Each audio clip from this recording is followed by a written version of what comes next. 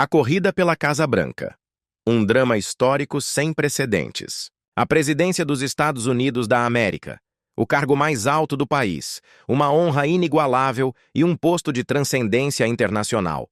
Porque o presidente é, antes de tudo, um líder mundial cujas decisões podem repercutir em cada canto do nosso planeta. Houve um tempo, um momento crucial, em que a ascensão dos oceanos pareceu deter-se e nosso planeta começou a sarar. Foi o instante em que uma guerra chegou ao fim, nossa nação se sentiu segura novamente, e nossa imagem como a última e melhor esperança na Terra foi restaurada. A disputa pela indicação democrata para as eleições presidenciais de 2008 foi, sem dúvida alguma, um capítulo que ficará gravado nos anais da história.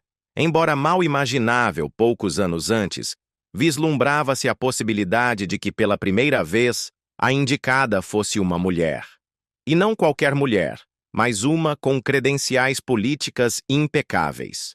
Hillary Clinton não só contava com aquele célebre sobrenome para impulsionar suas chances, mas também possuía a astúcia política, o sorriso e a experiência necessárias para o cargo. Mas esse sonho, esse caminho quase desimpedido para a Casa Branca, não estava destinado a ser, porque sua rival na indicação democrata era outra figura destinada aos livros de história, o jovem senador nacional pelo estado de Illinois, Barack Obama. É história em ambos os sentidos, refletiam os analistas. Por um lado, você tem a primeira mulher que poderia ser presidente dos Estados Unidos. Por outro, você tem o primeiro homem afro-americano que poderia ocupar a presidência. Olhe por onde olhar, é história. Logo ficou evidente para observadores de todo o mundo que, embora em qualquer outro ano Clinton teria a indicação assegurada, ela teve a desventura de enfrentar um político verdadeiramente fora de série. Você se sente desconfortável ao repreender o idealismo de alguém? É um lugar desconfortável para você? Perguntaram a Clinton em certo momento. Porque eu realmente o admiro. Acho que a capacidade de inspirar e, sem dúvida, de envolver as pessoas que vimos no senador Obama é maravilhosa. E acho importante lembrar que o trabalho deve ser simplesmente levantar-se diariamente e fazê-lo. Eu tento misturar ambos os aspectos, porque obviamente não estaria fazendo isso se não me importasse profundamente em mudar nosso país e saber que poderíamos fazer melhor. Depois de uma batalha prolongada e às vezes acirrada entre esses dois candidatos notáveis, em meados de 2008, Clinton se afastou e resolveu ajudar seu antigo oponente em sua maior empreitada: tornar-se presidente dos Estados Unidos. Eu me apresento para dizer aos lobistas corporativos que seus dias de definir a agenda em Washington acabaram, proclamava Obama com fervor. Eles não financiaram minha campanha, não trabalharão na minha Casa Branca e não abafarão as vozes do povo americano quando eu for presidente dos Estados Unidos da América. Barack Obama, de origem étnica mista, mas de pele escura, deveria ser considerado o primeiro candidato presidencial negro genuíno dos Estados Unidos. Como ele chegou a essa posição tão exaltada? Frases como ascensão meteórica vem à mente ao considerar este homem de 47 anos, que só se tornou senador nacional em 2005, mas em apenas 3 anos ele havia deixado uma impressão indelével. Ele é o cara? Perguntava a multidão na Carolina do Sul. Sim, eu acho que ele é o cara para nos trazer a audácia da esperança. Barack Obama! Barack Obama! É hora de Obama! É hora de Obama! Barack Hussein Obama nasceu em 4 de agosto de 1961 em Honolulu, Havaí. Seu pai, também chamado Barack, era um queniano da tribo Luo, nascido em Eligo, perto do Lago Vitória. Sua mãe era Ann Dunham, uma mulher branca de Wichita, que se mudara para o Havaí com seus pais em 1959. Ela e Barack pai se conheceram enquanto estudavam na Universidade do Havaí, onde ele foi o primeiro estudante africano da instituição. Os casamentos interraciais ainda eram uma raridade no início dos anos 60 e, lamentavelmente, este não durou. Quando tinha 2 anos, os pais de Barack haviam se separado. Ele só voltaria a ver o pai mais uma vez quando Barack pai visitou o Havaí por um mês no início dos anos 70. Antes disso, sua mãe levou o pequeno de 6 anos para viver na Indonésia, onde se casou novamente. Seu segundo marido foi outro estudante da Universidade do Havaí, Lolo Soetoro, que lhe havia proposto casamento antes de retornar à Indonésia.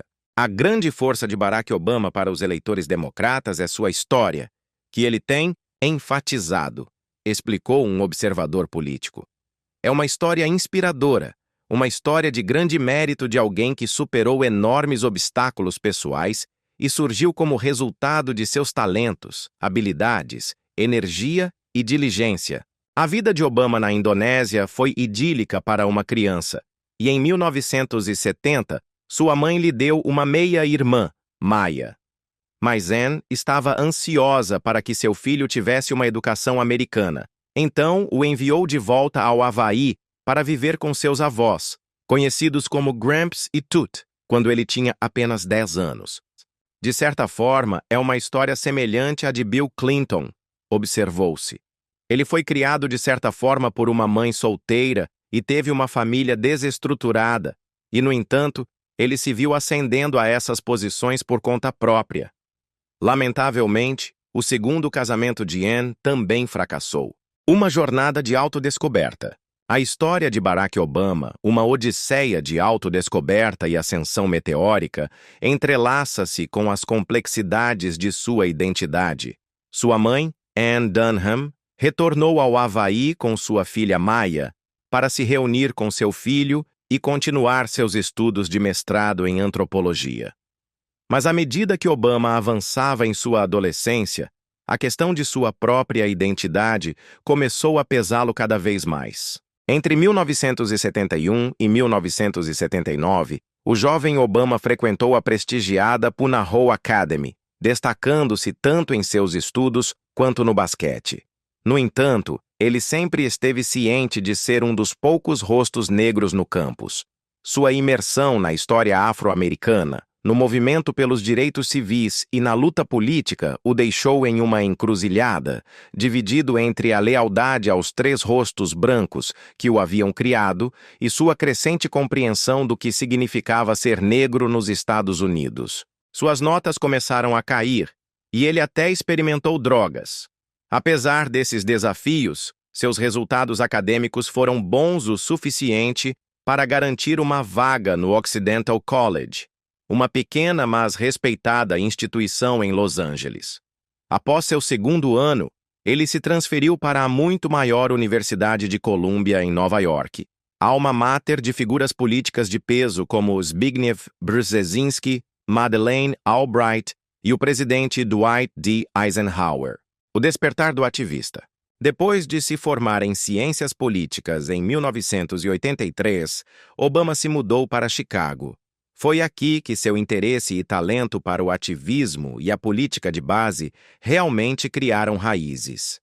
Trabalhando como organizador comunitário nas áreas mais desfavorecidas de Chicago, ele desenvolveu suas habilidades e recursos, alcançando reformas positivas, como a criação de um programa de treinamento profissional e uma organização de direitos dos inquilinos no significativamente desfavorecido subúrbio de Altgeld Gardens. Foi também durante este período que ele se encontrou pela primeira vez com o reverendo Jeremiah Wright, um pregador fervoroso cujos sermões inspiradores provocaram uma epifania religiosa no antes relutante Obama. Foi uma associação de grande significado para Obama, mas que lhe causaria angústia nos anos vindouros. No entanto, a experiência de Obama em Chicago lhe ensinou principalmente que, para conseguir algo verdadeiramente significativo e duradouro, ele precisava de mais habilidades. Ele precisava do conhecimento jurídico para fazer as coisas. E assim, em 1988, ele solicitou sua admissão e foi aceito na Faculdade de Direito de Harvard.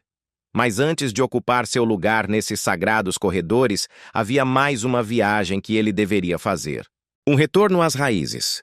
Estou tão orgulhoso de voltar para casa, declarou Obama. Desde que foi informado por um telefonema de longa distância sobre a morte de seu pai em um acidente de carro em 1982, Obama havia continuado a lutar com perguntas sobre sua autoidentidade e a compreensão de suas raízes. Ele pensou que uma visita de 5 semanas à terra natal de seu pai poderia lhe dar algumas respostas. Enquanto esteve no Quênia, ele aprendeu muito sobre quem seu pai realmente era, conheceu seus meio-irmãos e irmãs e muitos outros membros de sua vasta família estendida. Ele também começou a compreender sua própria posição complicada como alguém que havia crescido com o tipo de privilégios e oportunidades que a maioria de seus parentes só podia sonhar. Toda vez que vejo uma criança pequena de 5, 6, 7, 8 ou 10 anos, refletiu Obama, penso em meu pai e na jornada que ele fez, tantos quilômetros e uma distância tão grande. E penso naquelas crianças pequenas, e acho que não há razão para que elas não possam fazer o mesmo. Ele retornou aos Estados Unidos revigorado e inspirado. Ao ingressar em Harvard no final de 1988, ele se pôs em ação imediatamente. Ao final de seu primeiro ano, ele já era editor da prestigiosa Harvard Law Review, e um ano depois, foi eleito como o primeiro presidente negro da Harvard Law Review, uma conquista tão impressionante que até lhe ofereceram um adiantamento para escrever um livro sobre as relações raciais. A ascensão de um futuro líder. Seu livro, Dreams from My Father, foi finalmente publicado em meados de 1995, mas só se tornou um best-seller quando foi relançado em 2004. Em 2006, ele produziu outro sucesso de vendas, The Audacity of Hope, cujo título vem de um dos sermões do reverendo Wright. Antes disso, ele se formou magna cum laude em Harvard. Trabalhou como advogado e recebeu uma bolsa de estudos na Universidade de Chicago, onde ensinou direito constitucional por 12 anos e fez parte de vários conselhos. Sua vida pessoal também começou a tomar forma. Em outubro de 1992, ele se casou com a advogada Michelle Robinson. Em The Audacity of Hope, Obama diz sobre sua esposa: "Se eu tivesse que competir contra ela por um cargo público, ela me venceria sem muita dificuldade." E ele não é o único a pensar assim. Michelle é amplamente considerada um talento impressionante e formidável por si só, e Obama acreditou publicamente, junto com sua mãe, que faleceu de câncer de ovário em 1995, e sua amiga da faculdade Regina, por tê-lo iluminado sobre a política de gênero. A primeira filha de Obama e Michelle, Malia, nasceu em 1998, seguida por sua irmã Natasha 3 anos depois. Obama também começava a ser notado publicamente. Em 1992, ele liderou o Illinois Project Vote, que conseguiu registrar 150 mil eleitores afro-americanos que antes não estavam registrados. Essa iniciativa, por si só, o levou a ser nomeado em uma lista de 40 figuras de poder com menos de 40 anos. Ficava cada vez mais claro que o verdadeiro futuro de Obama estava na política. Mas primeiro, ele tinha que fazer um nome para si mesmo. "Ele é negro, é tudo o que sei sobre ele", disse um eleitor. "Simplesmente não sei nada sobre ele. Não sei, realmente não decidi. Ele parece um..." A pergunta que pairava no ar era: este homem mal conhecido fora de certos círculos tinha o que era preciso para irromper na cena política nacional e mudar o curso da história? A resposta, como se veria, seria um retumbante sim, a ascensão meteórica de um desconhecido. "Ele é um bom sujeito, mas ainda não me decidi completamente", disse um eleitor, refletindo o sentimento de muitos. "Bem, é para isso que temos campanhas. É para isso que estamos aqui hoje, para que as pessoas tenham a oportunidade de me conhecer", respondeu Barack Obama, com a calma e a determinação que o caracterizariam. Em 1996, Obama foi eleito para o Senado Estadual de Illinois, um primeiro passo crucial em sua carreira política.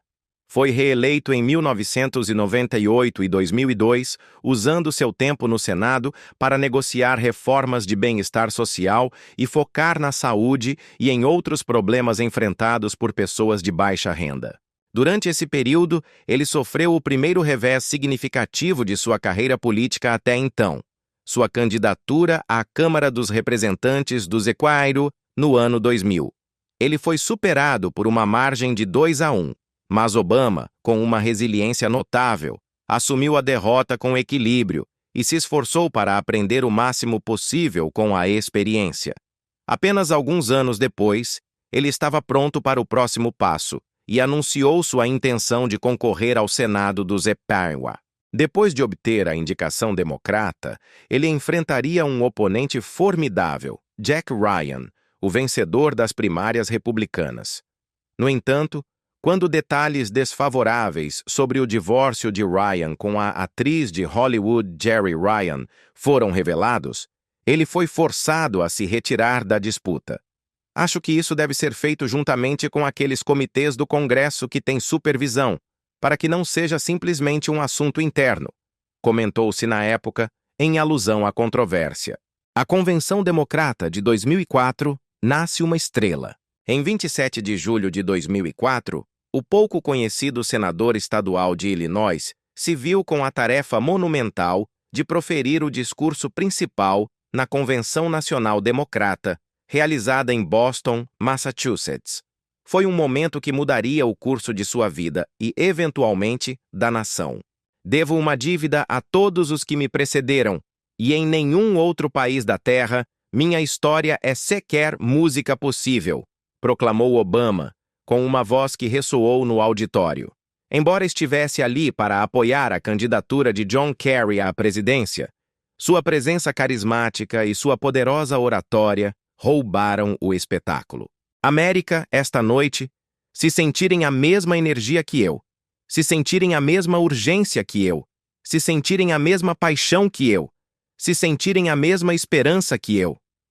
Se fizermos o que devemos fazer, então não tenho nenhuma dúvida de que em todo o país, da Flórida ao Oregon, de Washington ao Maine, as pessoas se levantarão em novembro e John Kerry prestará juramento como presidente, e John Edwards prestará juramento como vice-presidente, e este país recuperará sua promessa, e desta longa escuridão política virá um dia mais brilhante.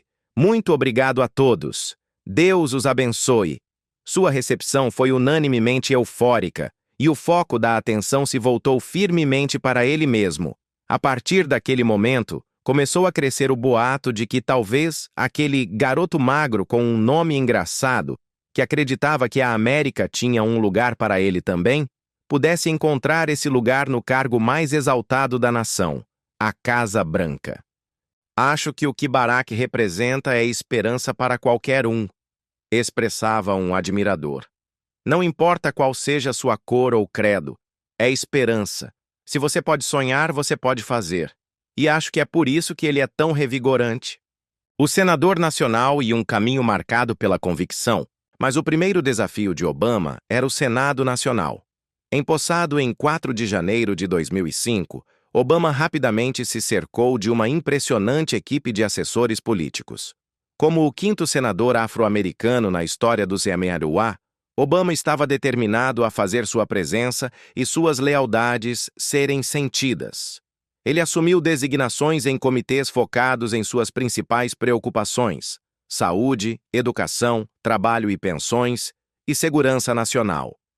Apesar de ser classificado como o senador mais liberal pelo National Journal em 2007, ele regularmente apoiava questões bipartidárias, co-patrocinando uma lei de reforma migratória apresentada por seu futuro oponente republicano John McCain, e co-introduzindo uma expansão de uma iniciativa existente para desmantelar armas de destruição, música em massa. O mais notável foi sua particular oposição à guerra do Iraque.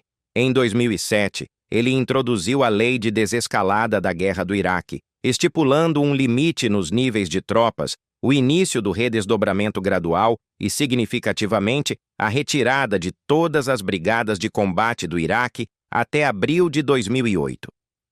Isso pode ter sido uma ilusão. Por que gastamos 350 bilhões de dólares no Iraque? Perguntavam alguns. Mas Obama estava ciente há muito tempo de que adotar uma postura firme em questões próximas ao seu coração ajudaria os eleitores a vê-lo como um líder forte e com princípios, um líder potencial. O anúncio que abalou a política nacional. Em fevereiro de 2007, ele fez o anúncio que seus partidários esperavam ouvir. Para anunciar minha candidatura a presidente dos Estados Unidos da América. Ainda acredito que a América é a última e melhor esperança na Terra. Só temos que mostrar ao mundo por que é assim. Este presidente pode ocupar a Casa Branca, mas nos últimos 6 anos, a posição de líder do mundo livre permaneceu aberta, e é hora de ocupar esse papel mais uma vez. Para os democratas, o único inconveniente do anúncio de sua candidatura foi que Hillary Clinton, uma das candidatas mais fortes do partido em anos, também havia entrado na disputa. Isso se chama uma corrida, dizia-se. É janeiro, o final da corrida é em novembro. Alguém pode tropeçar e cair em outubro e setembro. Qualquer coisa pode acontecer, veremos. Acho que é muito importante. Acho que muito dano foi feito nos últimos 8 anos neste país, então não acho que quero tomar nenhuma decisão rápida. Quero olhar a pessoa nos olhos, quero ouvir o que eles têm a dizer, não quero que seja apenas um caloroso e difuso. A batalha pela indicação presidencial democrata de 2008 estava prestes a começar, prometendo ser uma das mais intensas e fascinantes na história política recente dos Estados Unidos. A nação estava à beira de uma eleição que definiria seu futuro, com 2 titãs democratas prontos para se enfrentar. A batalha pela indicação, um duelo épico e o fator racial. Um bom sujeito ou uma mulher astuta, sabe? É só janeiro, dizia-se, refletindo a incerteza que reinava. A batalha pela indicação democrata de 2008 demonstrou ser prolongada e árdua, com os 2 candidatos, Barack Obama e Hillary Clinton, imersos em um feroz jogo de superação. Os eventos que comemoravam o 42º aniversário das históricas marchas pelos direitos civis em Selma, Alabama, ofereceram tanto a Clinton quanto a Obama uma oportunidade não apenas para falar sobre as relações raciais, mas também para apresentar seu próprio caso ao eleitorado. A lei do direito ao voto deu a mais americanos de cada canto de nossa nação a oportunidade de viver seus sonhos, e é o presente que continua a dar, proclamou Clinton com convicção. Hoje, está dando ao senador Obama a oportunidade de concorrer à presidência dos Estados Unidos e, por sua lógica e espírito, está dando a mesma oportunidade ao governador Bill Richardson, um hispânico. E sim, também está me dando essa oportunidade. Nós vamos vencer! Nós vamos vencer! Ao longo da campanha, Obama foi cauteloso para não exagerar a carta racial, mas em Selma, a questão era ineludível. Não me digam que não tenho direito a Selma, Alabama, exclamou Obama com uma força inabalável. Não me digam que não estou voltando para casa quando venho a Selma, Alabama. Estou aqui porque alguém lutou por nossa liberdade. Estou aqui porque vocês se sacrificaram por mim. Eu me apoio nos ombros de gigantes. A intensa atenção que a luta entre Obama e Clinton acaparou, no entanto, frequentemente fez com que as políticas e os problemas reais ficassem em segundo plano. Acho curioso, admitia uma voz anônima, mas Obama se esforçou para manter sua mensagem central, enfatizando repetidamente seus 3 pilares fundamentais: pôr fim à guerra do Iraque, aumentar a independência energética e fornecer assistência médica universal. A mudança da maré e o discurso presidencial. À medida que a balança começava a pender a favor de Obama, os discursos de Clinton refletiam sua crescente consciência do que estava por vir. Sei que o senador Obama será um bom amigo de Israel, afirmou, um reconhecimento sutil da força de seu oponente. Enquanto isso, os discursos de Obama soavam cada vez mais presidenciais. Farei tudo o que estiver ao meu alcance para impedir que o Irã obtenha uma arma nuclear. Tudo o que estiver ao meu alcance para impedir que o Irã obtenha uma arma nuclear. Tudo! A segurança de Israel é sacrossanta, não é negociável. Os palestinos precisam de um Estado. Os palestinos precisam de um Estado que seja contíguo e coeso e que lhes permita prosperar.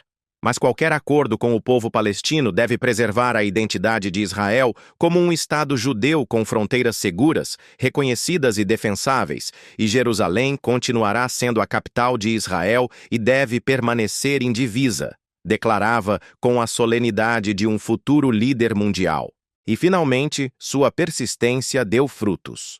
Com um número insuperável de superdelegados comprometendo seu apoio ao lado de Obama, em 7 de junho de 2008, Hillary Clinton finalmente concedeu a corrida e pediu a seus partidários que apoiassem o novo indicado democrata.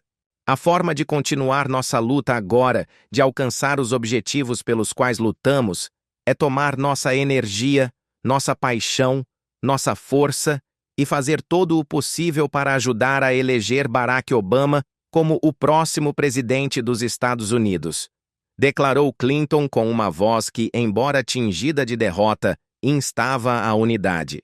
Obama aproveitou o dia com seu característico estilo inspirador. Este foi o momento em que a ascensão dos oceanos começou a diminuir e nosso planeta começou a sarar. Este foi o momento em que terminamos uma guerra e garantimos nossa nação e restauramos nossa imagem como a última e melhor esperança na Terra. O confronto final. Com a indicação democrata garantida, era hora de enfrentar seu próximo oponente, o indicado presidencial republicano, o senador pelo Arizona John McCain. Apesar de terem trabalhado juntos na lei de reforma migratória, os dois homens não poderiam ser mais diferentes. Nascido em 1936, McCain era 25 anos mais velho que Obama e um capitão aposentado da Marinha. Grande parte de seu apelo inicial aos eleitores residia em seu impressionante histórico militar, que incluiu sua captura e prolongada tortura no Vietnã em 1967. Altamente condecorado, suas medalhas incluíam o famoso Coração Púrpura. A desvantagem, no entanto, era que ele era frequentemente visto como uma mera continuação de seu predecessor. Vocês ouvirão da campanha do meu oponente em cada discurso e cada entrevista, cada comunicado de imprensa que estou concorrendo à presidência, o terceiro mandato de Bush, dizia McCain, abordando a crítica de frente. Vocês ouvirão que cada política do presidente é descrita como a política Bush-McCain. Ainda estava para ser visto se Barack Obama conseguiria ir até o fim. Mas independentemente do que acontecesse em novembro de 2008, o que não podia ser refutado era que sua carreira até então havia sido histórica. Para um político comparativamente jovem e inexperiente, suas estratégias de campanha haviam sido extraordinariamente bem pensadas e executadas. Há controvérsia que ameaçou a campanha, mas isso não quer dizer que não houve erros.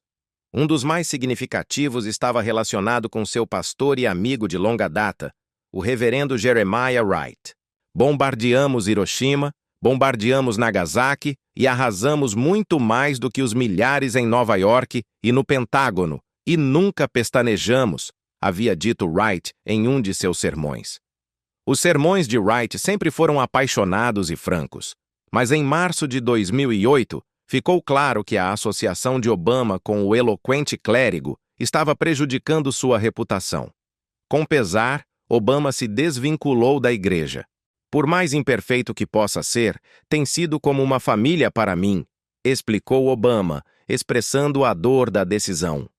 Fortalece minha fé, oficiou meu casamento e batizou meus filhos. Nenhuma vez em minhas conversas com ele o ouvi falar de qualquer grupo étnico em termos depreciativos ou tratar os brancos com quem ele interage. A controvérsia com o reverendo Wright foi um teste severo para a campanha de Obama, demonstrando a fragilidade de seu caminho para a Casa Branca e o intenso escrutínio ao qual ele se enfrentaria. Conseguiria ele superar esse obstáculo e manter sua ascensão imparável? A nação observava com a respiração suspensa. amizades perigosas e estrelas de Hollywood. Ou tratar os brancos com quem interage com algo que não seja cortesia e respeito. Ele contém em si mesmo as contradições, o bem e o mal da comunidade que diligentemente serviu por tantos anos, explicou Obama sobre o reverendo Jeremiah Wright, buscando contextualizar a complexa figura de seu mentor espiritual. No entanto, a sombra de seus sermões mais polêmicos pairava sobre a campanha. Então veio o surpreendente vínculo com Scarlett Johansson.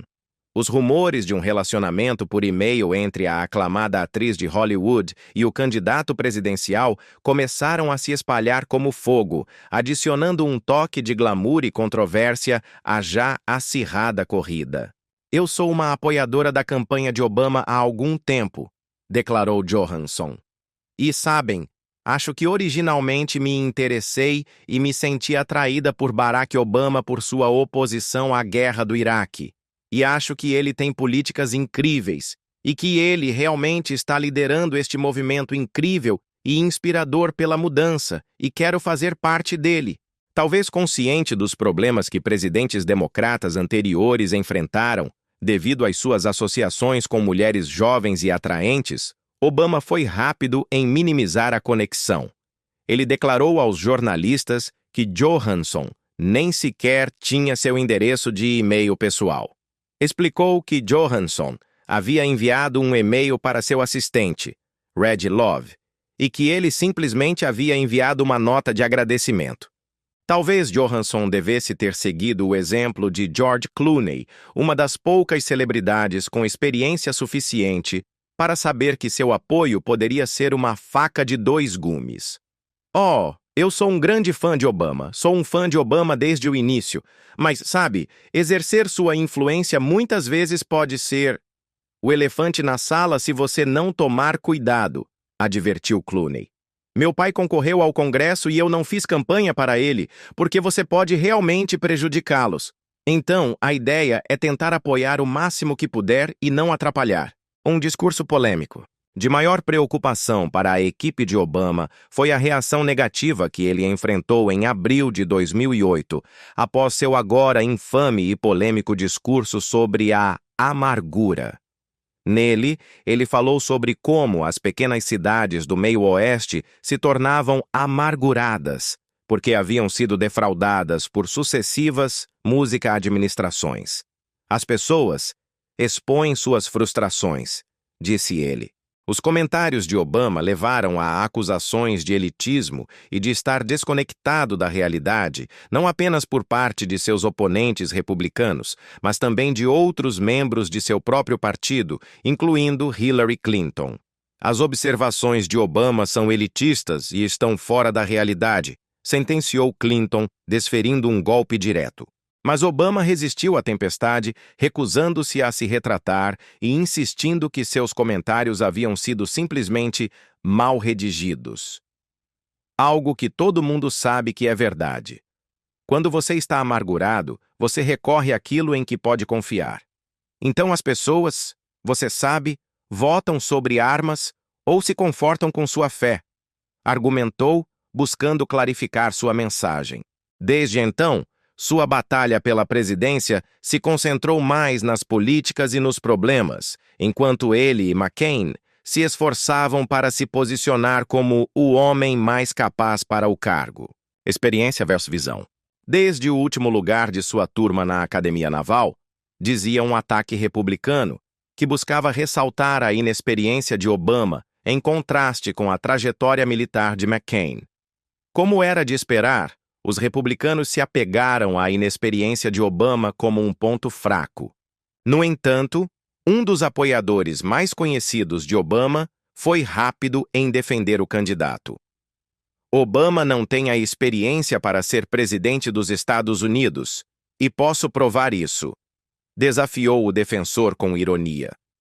Lembrem-se, ele não tinha experiência suficiente para votar a favor da autorização da invasão do Iraque.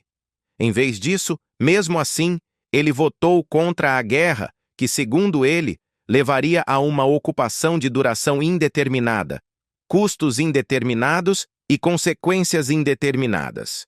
Ele simplesmente não entendeu. A defesa buscava transformar a suposta falta de experiência de Obama em uma virtude, uma visão mais preclara. Obama ainda enfrenta obstáculos, entre eles, e não menos importante, seu nome exótico. E enquanto em seu país de origem, Obama ainda luta para convencer seus compatriotas, em algumas áreas, de que seu nome e origem não revelam um segredo passado muçulmano, no cenário mundial, sua popularidade é notável, tanto entre muçulmanos quanto não muçulmanos. Estou cansado dos homens brancos na América. Quer um presidente negro? Sim, ele, entre todos os candidatos, demonstra a maior empatia pelo mundo fora da América e demonstra a maior sinceridade para se desculpar pelos erros da música América, disse um analista internacional. Uma coisa, porque ele é, diria eu, uma pessoa multicultural, mas é uma voz que não ouvimos há muito tempo, uma voz em que confiamos, uma voz que nos une a todos, sejam negros, brancos, asiáticos, indianos, o que for. A turnê internacional, um líder mundial em ascensão. Em julho de 2008, ele realizou uma breve turnê no exterior, visitando primeiro o Oriente Médio. Sua viagem coincidiu com um ataque perpetrado por um árabe, em que 24 israelenses ficaram feridos, bem ao lado do hotel de Obama. E é apenas mais um lembrete de por que temos que trabalhar diligentemente, com urgência e de maneira unificada para derrotar o terrorismo, declarou Obama com seriedade. Não há desculpas, e estou absolutamente comprometido a trabalhar com o governo israelense para garantir que este tipo de incidentes não aconteçam. E meus pensamentos e orações estão com as famílias que sofreram como consequência do brutal ataque de hoje. Obrigado a todos. Obama então seguiu para a Europa, onde se reuniu com chefes de Estado na Alemanha, França e Grã-Bretanha.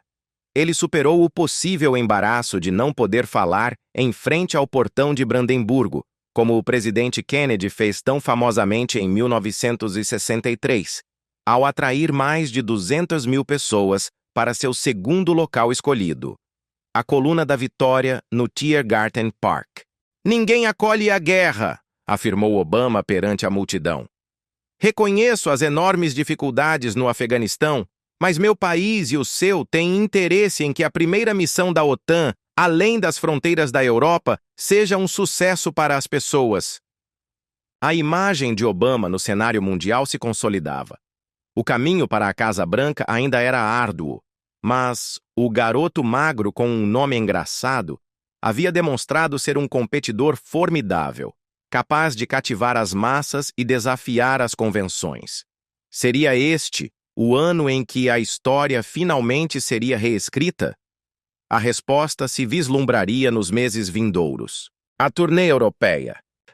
Do Afeganistão e para nossa segurança compartilhada, o trabalho precisa ser feito. A América não pode fazer isso sozinha.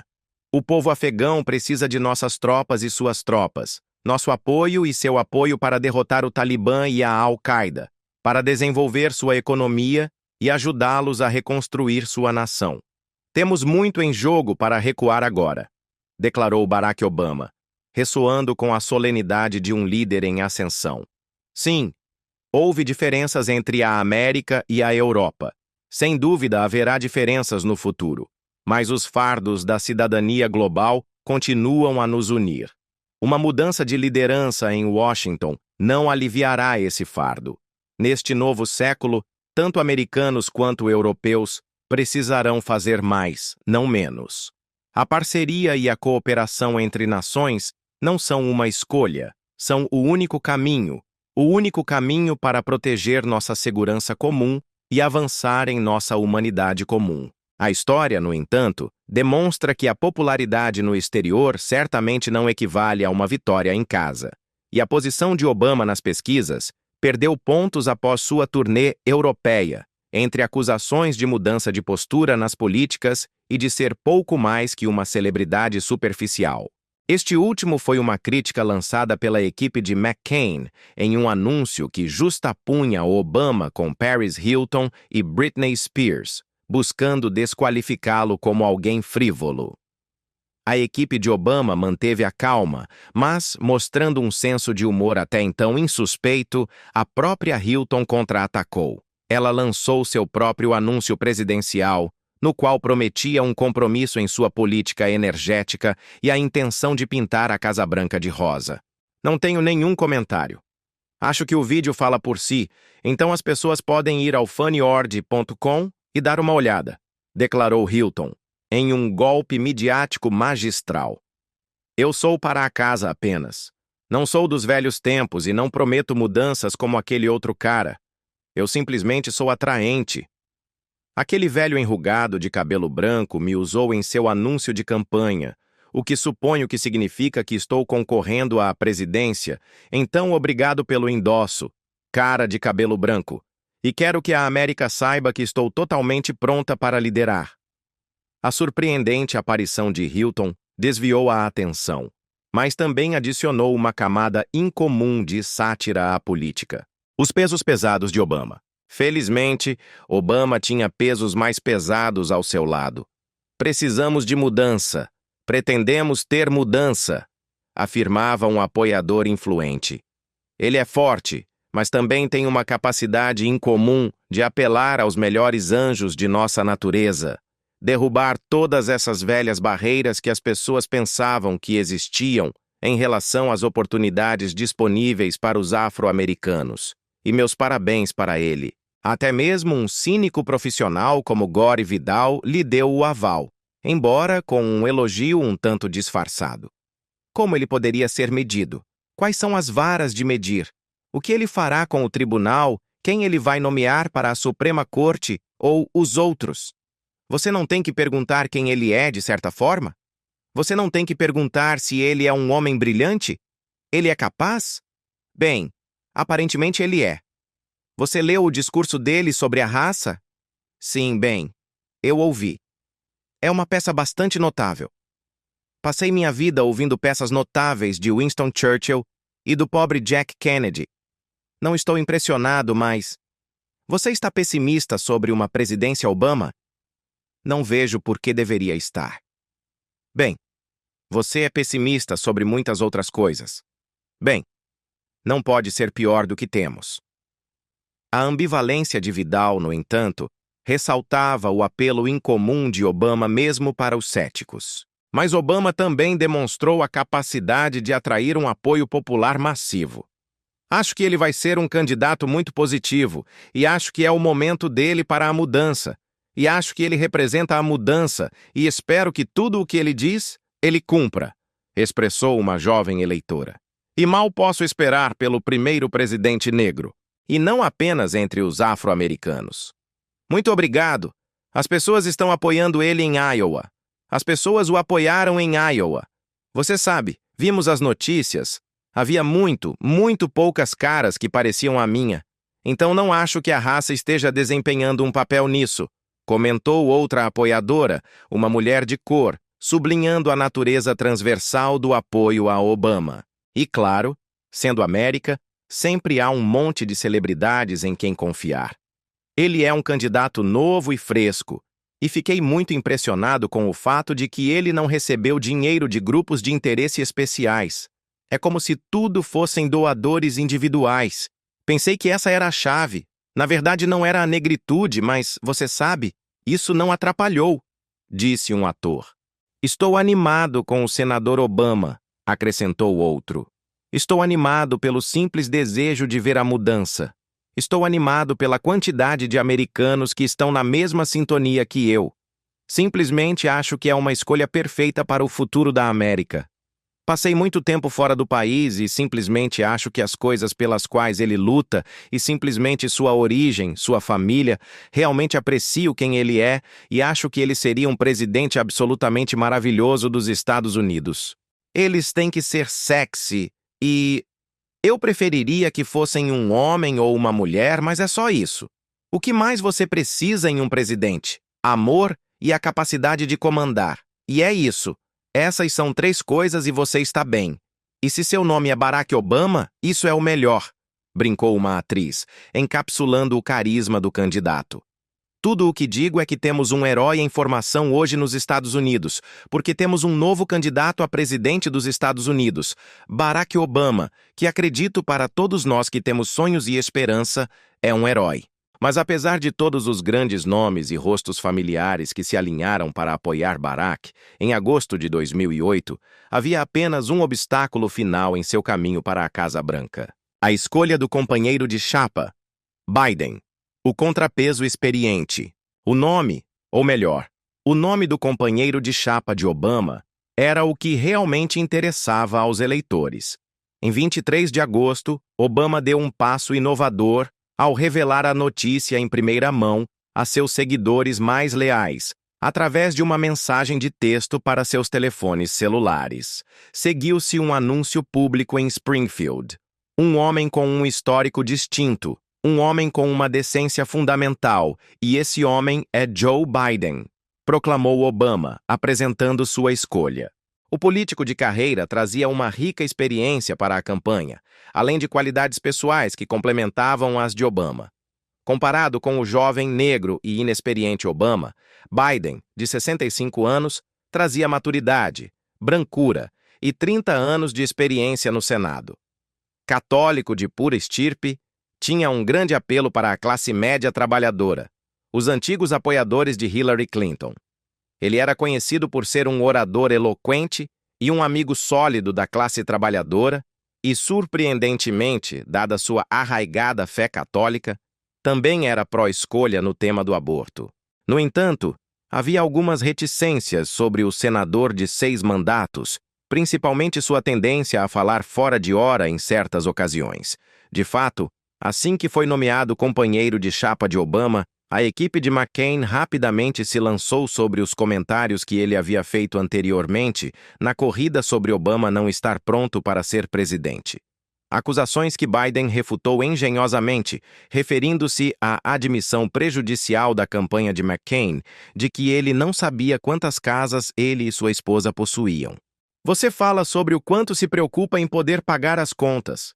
Bem, senhoras e senhores, essa não é uma preocupação que John McCain precise ter, lançou Biden com perspicácia. Será uma experiência bastante difícil para ele descobrir em qual das 7 mesas de cozinha sentar. Convenções nacionais.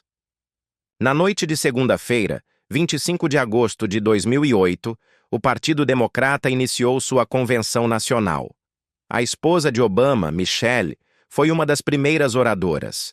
Seu discurso foi cuidadosamente construído para dissipar qualquer preocupação persistente entre o eleitorado de que seu marido não era como eles.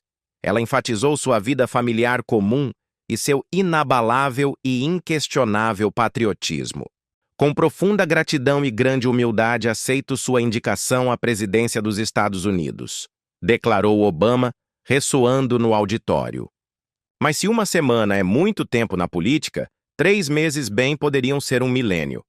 Obama estava no auge após a convenção democrata, mas na semana seguinte foi a vez dos republicanos roubarem a cena. No que foi talvez o movimento mais marcante de toda a campanha de McCain, em 29 de agosto, ele escolheu Sarah Palin como sua companheira de chapa. A pouco conhecida e em grande parte inexperiente governadora do Alasca causou um alvoroço imediato, tornando-se o foco de intenso interesse da mídia e do público. A próxima vice-presidente dos Estados Unidos, Sarah Palin, foi anunciado formalmente na convenção republicana, garantindo que o evento, que foi reduzido em tamanho enquanto o governo respondia às ameaças representadas pelo furacão Gustav, não perdesse o ímpeto para o partido. Debates presidenciais. No final de setembro e início de outubro, McCain e Obama se enfrentaram em 3 debates presidenciais, focando em temas como a economia e a política externa. As pesquisas da CBS após os debates classificaram Obama como o claro vencedor nas 3 ocasiões, enquanto McCain foi criticado por ser agressivo e errático, além de francamente rude por se recusar a olhar seu oponente nos olhos. Obama, por outro lado, manteve-se equilibrado, educado e aderiu à sua mensagem bairro por bairro. A mensagem principal, cada vez mais clara, era a economia. À medida que outubro avançava e os mercados financeiros em todo o mundo começavam a colapsar, foram as políticas de Obama que pareceram ressoar. Depois de sofrer uma queda nas pesquisas em setembro, ele agora começou a assumir a liderança ao assegurar às famílias que seu dinheiro estava seguro.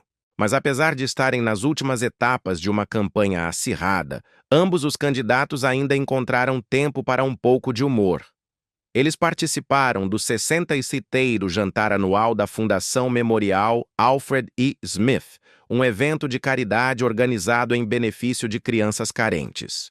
Recentemente, um dos principais assessores de John disse ao Daily News que se continuarmos falando sobre a economia, McCain vai perder, brincou Obama.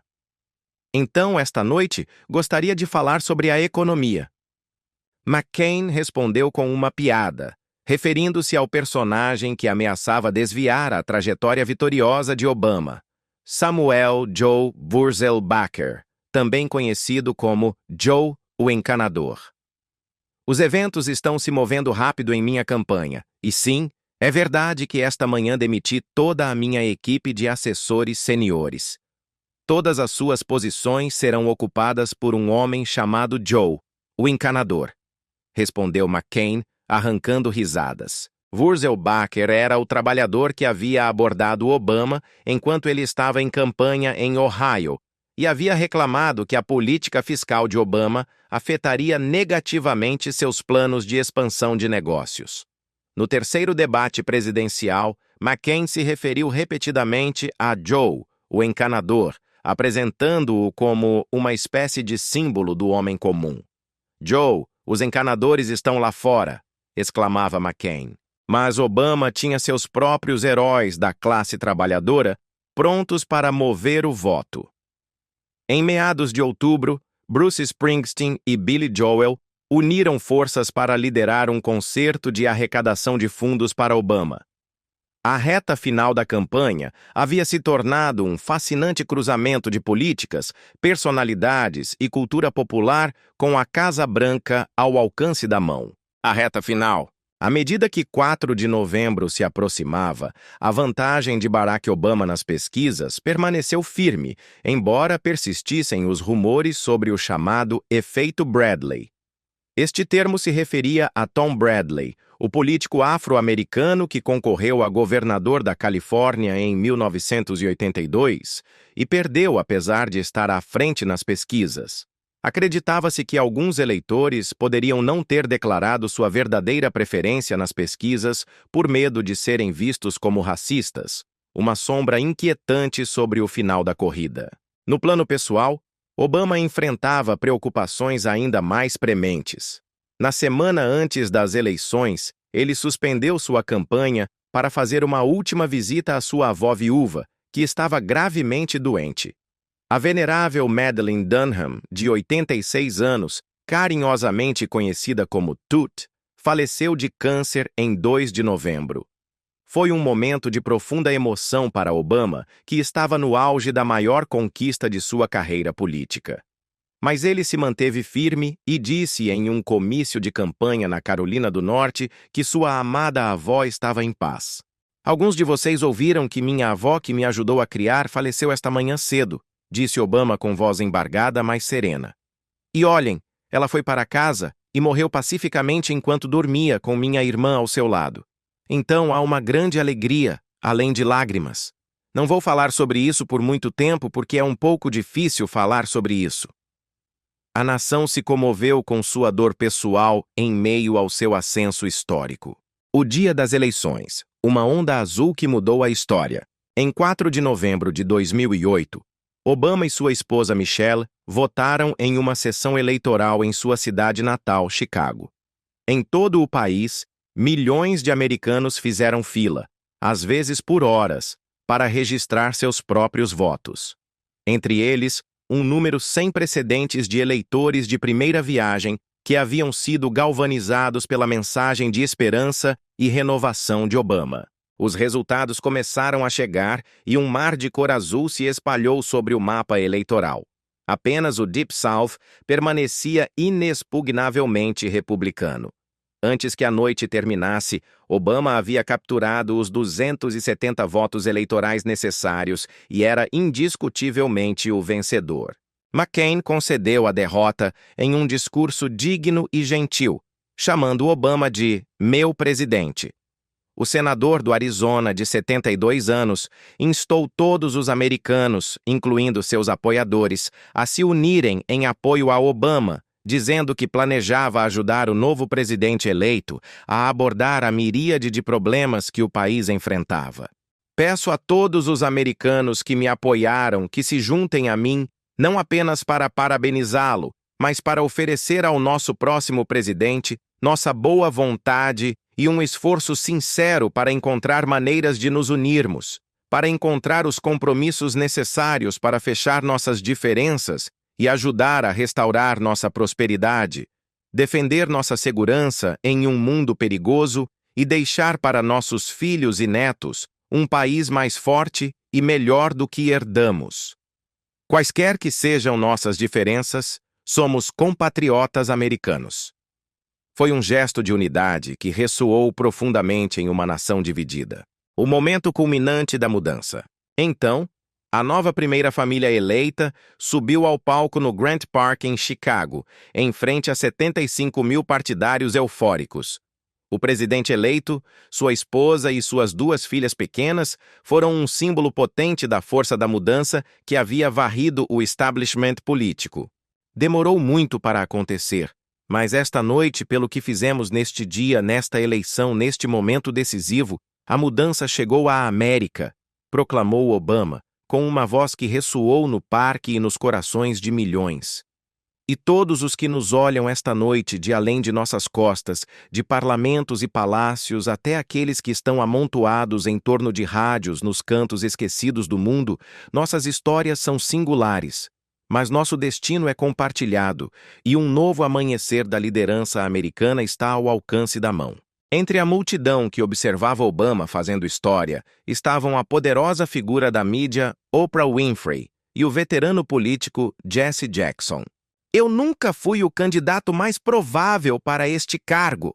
Não começamos com muito dinheiro nem muitos apoios. Nossa campanha não nasceu nos corredores de Washington. Começou nos quintais de Des Moines, nos salões de Concord, nas varandas de Charleston, relatou o presidente eleito Obama durante seu discurso. Ele contou a história de Ann Nixon Cooper, de 106 anos, nascida uma geração depois da escravidão, que havia vivido o pior dos tempos, mas sobreviveu para ver o melhor. Este ano, nestas eleições, ela tocou a tela com o dedo e deu seu voto, porque depois de 106 anos na América, através dos melhores tempos e das horas mais sombrias, ela sabe como a América pode mudar. Sim, podemos. A promessa do amanhã. Obama havia galvanizado um país amargurado e dividido por problemas econômicos, guerras debilitantes e sonhos fraturados. Seu povo esperava fervorosamente que os próximos 4 anos vissem sua promessa cumprida. Este é o nosso momento.